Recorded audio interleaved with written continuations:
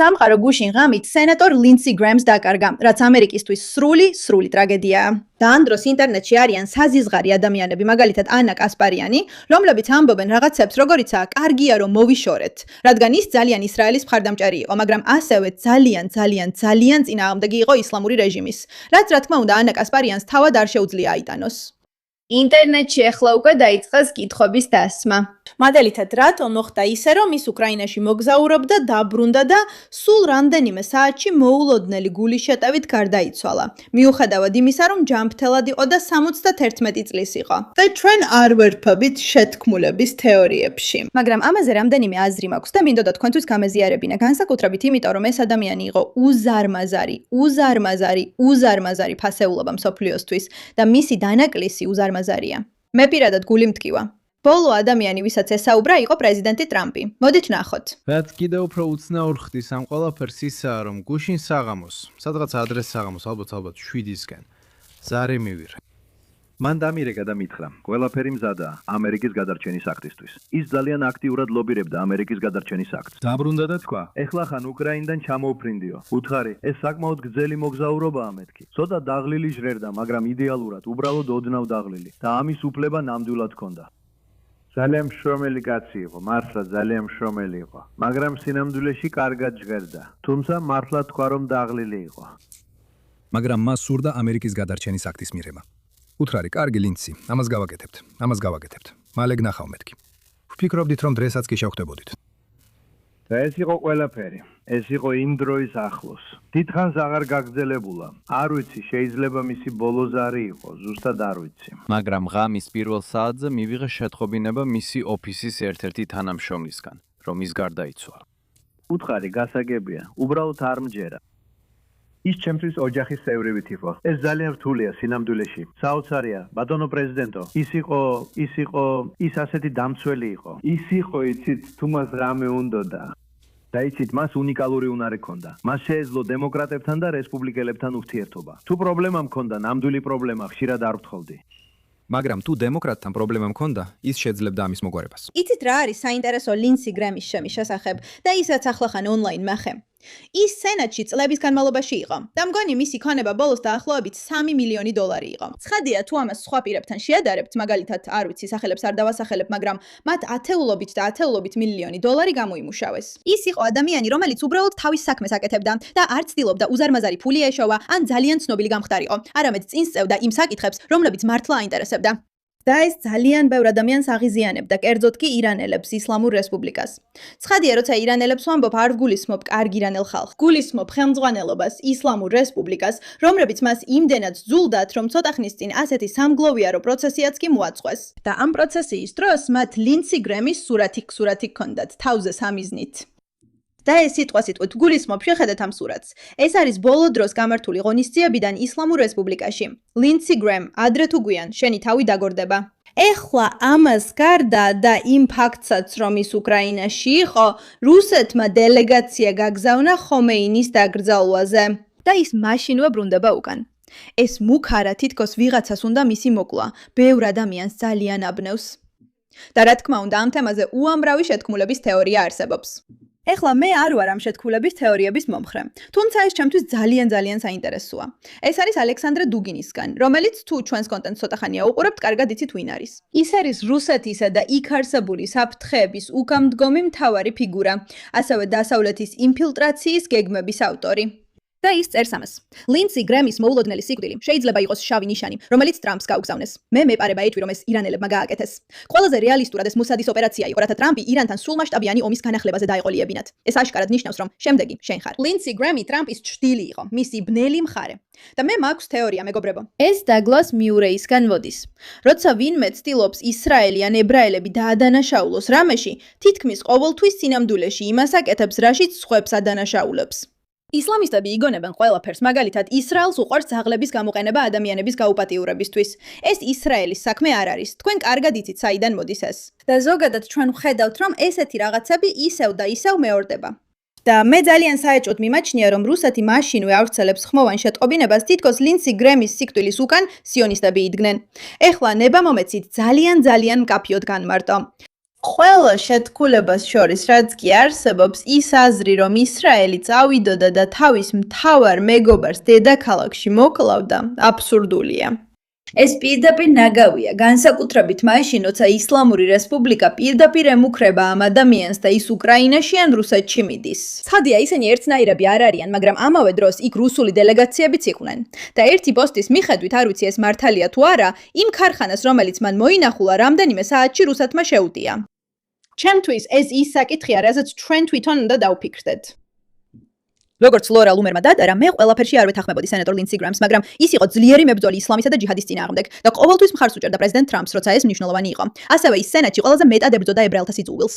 და შეგიძლიათ დარწმუნებული იყოთ, რომ მას ყოველთვის ექნება მორალური სიცხადე ჩვენი ქვეყნის წინაშე არსებული საფრთხეების მიმართ, მიუხედავად მისი ზოგიერთი რადიკალური მიდრეკილებისა. იმედი მაქვს მის მოულოდნელ გარდაცვალებას გამოიძიებენ. არსებობს საფუძველი ვიფიქროთ, რომ ის მოწამლეს და ტოქსიკოლოგიური ექსპერტიზა უნდა ჩატარდეს. რაც შეიძლება მალე, განსაკუთრებით იმის გათვალისწინებით, რომ ბოლო დროს უცხოელი მთრები ემუქრებოდნენ მის სიცოცხლეს. ეხლა ამას გეტყვით თქვენ, რომ თუ ირანი მართლაც ამ ყოველფრის უკან დგას, დამიჯერეთ, ტრამპი ნამდვილად არ დარჩება კმაყოფილი. ეს ვიდეოშიც დავინახეთ, როცა მის ხმოვან შეტყობინებას მოусმინეთ. ეს გულსატკენია. ისინი ახლო მეგობრები იყვნენ და ეს ნამდვილად საფიქრალია. მაგრამ ის სიმარტივე და სისწრაფე, რომლითაც ლინდსი გრამი ონლაინში გაანადგურეს თავისი პოზიციების გამო და ის თუ როგორ ზეიმობენ ადამიანები თითქმის მის სიკვდილს, არის ფენომენი, რომელიც გულთრფელად რომ თქვათ, ხალხმა კითხვის ნიშნის ქვეშ უნდა დაატენოს. რადგან ვფიქრობ, ეს ბევრად მეტს ამბობს საზოგადოებაზე, ვიდრე ოდესმე ლინდსი გრამზე. ხედავთ, მნიშვნელობა არ აქვს ეთანხმებით თუ არა ვიღაცის პოლიტიკურ შეხედულებებს. სიმართლე ისაა, რომ როცა მზად ხარ იზეიმო ვიღაცის სიკვდილი, ვინც თითქოს შენს მხარესაა, თუნდაც არ ეთანხმებოდე მის შეხედულებებს, ამაში რაღაც არასწორია. და უნდა ნახოთ, ეხლა ინტერნეტი ამითაა აფეთქებული. ეხლა კიდევ ერთხელ შეგიძლიათ ძალიან სწრაფად გადახვიდე კონსპირაციულ თეორიებზე. არ ვიცი, მგონია რომ უბრალოდ უნდა დაველოდოთ ტოქსიკოლოგიის ანგარიშს, მაგრამ ეს ლაურა ლუმასგანაა. არც ისე დიდი ხნის წინ ტაკერ კარლსონმა ინტერვიუ ჩაატარა პუტინის მრჩეველ ალექსანდრ დუგინთან, რომელმაც სენატორ ლინდსი გრამის მკვლელობისკენ მოუწოდა. დუგინმა ამის შემდეგ ტვიტი წაშალა. უი, ჩვენ ახლახან საუბრობდით მასზე. რამდენიმე თვის წინ ტაკერ კარლსონმა თავის პოდკასტში ლინდსი გრამის სისხლიანი გამოსახულებები გამოიყენა, რათა მასზე უარყოფითი შთაბეჭდილება შეექმნა სათაურით ისინი იტაცებენ მაგას. საინტერესოა, რომ დაახლოებით იმავე პერიოდში, როცა პოდკასტი გავიდა, დუგინმა იგივე თქვა გრემზე, ხოლო რუსეთის სახელმწიფო მედიამ უკრაინის მხარდამჭერი სენატორის მკვლელობისკენ მოუწოდა. გასულ კვირას ირანმა და რუსეთმა გრემის მკვლელობისკენ მოუწოდეს. უკრაინიდან დაბრუნებიდან ერთი დღის შემდეგ ის უკვე გარდაცვლილია. მოწამლომ შეიძლება გულის გაჩერება გამოიწვიოს. მოკლეს ლინდსი გრემი რუსეთმა ან ირანმა. დადგა დრო, რომ ყველა ინგიჟური ვოუკ რაიხის პოდკასტერები, რომლებსაც დუგინთან აქვთ კავშირი, FBI-ის დირექტორმა გამოიძიოს. ხადია, რომ ამ პოდკასტერებს თითქმის იდენტური გზავნილები აქვთ რუსეთთან შეთანხმებული და დროა ეს იუსტიციის დეპარტამენტმა გამოიძიოს. საკმარისია. ეს უკვე ძალიან საშიში ხდება. რატომ მისცეს ტაკერს უფლება რუსეთში წასულიყო და პუტინი და დუგინი ჩაეწერა? რა არის ნამდვილი ამბავი. რატომ უწევს დუგინი ტაკერ კარლსონს ყოველდღიურ პროპაგანდას, როცა ამავე დროს აშშ-ის კანონმდებლობის მკვლელობასა და შეერთებული შტატების განადგურებას მოუწოდებს? იმედი მაქვს, მადას მხარდამჭერები თვალებს გაახელენ და დაინახავენ, რამდენად ბოროტია სინამდვილეში რუსეთის მთავრობა, რაღაც ძალიან არასწორადაა და მე ვეჭვობ, რომ ლინდსი გრემი მოკლეს. ამ ყველაფერს აზრი არ აქვს. მოკლეს, რომ ეს კაცი მოეშორებინათ. ის არის პრობლემა ტრამპისთვის. მის გარეშე მსოფლიო უკეთესი იქნება. კარგი, ეს ალექსანდრ დუგინის წაშლილი პოსტია. ეს არის ტრამპის პოსტი, სადაც ლინდსი გრემის ფოტო დევს ისე თითქოს ის მოკლეს. აი, რამდენიმე სიტყვა ჰანანი ნაფთალისგან იმის შესახებ, თუ მართლა ფიქრობს, რომ ის მოკლეს. ასე რომ, როცა ვაშინგტონში დაუბრუნდები, სენატორ ბლუმენტალთან ერთად მივალ რესპუბლიკელ და დემოკრატ ლიდერებთან. დავინახოთ, შევძლებთ თუ არა დროის გამონახვას, რომ წინ წავწიოთ ეს რუსეთის სანქციების პაკეტი, რომელიც პრეზიდენტ ტრამპს მისცემს ინსტრუმენტებს, რათა დაეხმაროს ამ ომის დასრულებაში. დაახლოებით 24 საათის შემდეგ მისი გარდაცვალება გამოაცხადეს. მისმა ოფისმა გაავრცელა განცხადება, სადაც ამას მოკლე და მოულოდნელი ავადმყოფობა უწოდა. გავრცელებული ინფორმაციით, სასწრაფო დახმარება შაბათ საღამოს მის კაპიტოლ ჰილზე მდებარე სახლში გამოიძახეს გულის გაჩერების გამო. მირებული ინფორმაციით, პარამედიკოსებმა ძალით გააღეს ჩაკეტილი კარი, ჩაატარეს გულის მასაჟი და მას საკაცით გაიყვანეს. ის 71 წლის იყო. ხუთშაბათს მას ახლახან შეუსრულდა 71 წელი. მას ავადმყოფობის არანაირი ნიშანი არ ჰქონდა. მისმა მთავარმა თანაშემწემ NBC News განუცხადა, რომ არანაირი მინიშნება არ ყოფილა, თითქოს სენატორი თავს ცუდად გრძნობდაობდა.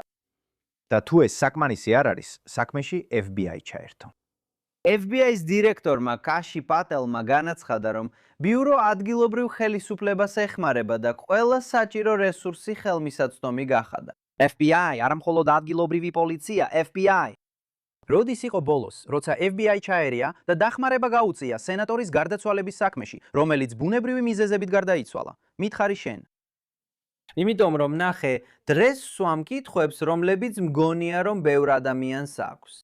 მაგრამ სანამ პასუხებზე, თეორიებზე ან არ ვიცი რაზე გადავიდოდეთ, უნდა გაიგო ვინ იყო ლინცი გრემი. რადგან ეს კონტექსტი ყველაფერია. ლინცი გრემი შეიძლება ითქვას ვაშინგტონში საგარეო პოლიტიკის საკითხებში ყველაზე ქორისტულად განწყობილი და ყველაზე პირდაპირი სენატორი იყო. ის იყო პენსიაზე გასული საჰაერო ძალების პოლკოვნიკი. ის იყო უკანასკნელი გადარჩენილი წევრი იმ ჯგუფისა, რომელსაც 3 მეგობარს ეძახდნენ. სენატორთა ჯგუფი, რომლებიც დედამიწის ყველა კონფლიქტის ზონაში მოგზაურობდნენ, რათა დიქტატორებსა და ტირანებს წინააღმდეგობა გაეწიათ. ის ალბათ მთელი ამერიკის შეერთებული შტატების სენატში ერთ-ერთი ყველაზე ძლიერი მხარდამჭერი იყო ისრაელის. ის ირანის რეჟიმის მკაცრი კრიტიკოსი გახლდათ. ის უკრაინის დაუღალავი დამცველი იყო. ის იყო ადამიანი, რომელიც ყველაზე მეტად ცდილობდა რუსეთის წინააღმდეგ გამანადგურებელი სანქციების დაწესებას. და სულ რამდენიმე დღით ადრე, სანამ გარდაიცვლებოდა კიევშიო. ჩვენ ვიცით ვინ არიან ისინი. სხვათა შორის ირანის ტელევიზია მის სიკვდილს ზეიმობს. ვულოცავ ირანის ხალხს აშშ-ს სენატორ ლინცი გრემის სიკვდილს, რომელიც დახმარებისთვის იყო გამოგზავნილი. მე მინდა რომ ამერიკის შეერთებული შტატების ხალხი იყოს ბედნიერი, დიდერში, ჯოჯოხეთში. შად ბოშ არს მქონა. საშინელია. საშინელია. საინტერესოა.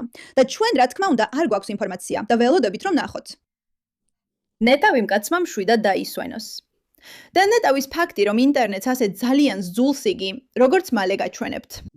რადგან თუ შეხედავთ პირდაპირ მოძებნით ლინცი გრემს, რასაც აქ ნახავთ ესაა. შეხედეთ ამას, ხედეთ ამას. ანა კასპარიანისგან, კარგია რომ მოვიშორეთ. ნიკ ფუენტესისგანაც კარგია რომ მოვიშორეთ.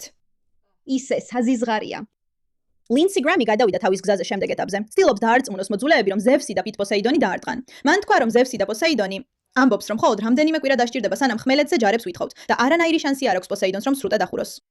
და აქ უბრალოდ კიდევ უფრო და უფრო მეც ლაპარაკობს იმაზე, რამდენად ემხრობა ომს და ხალხი მას ომის ქორად მოიხსენიებს. თითქოს მხოლოდ ომი უნდა, მხოლოდ ომი უნდა, მხოლოდ ომი უნდა. როდესაც აღმოჩნდება, რომ სინამდვილეში ის ერთ-ერთი იმ იშვიათ ადამიანთაგანია, ვისაც საღი აზრი ჰქონდა, ესმოდა საფრთხე, რუსეთის საფრთხე, ისლამისტების საფრთხე და იმედი მაქვს, ეს არხი მის ხსოვნას პატივს მიაგებს. მადლობა, რომ ამ საკითხს ყურადღება მიაქციეთ.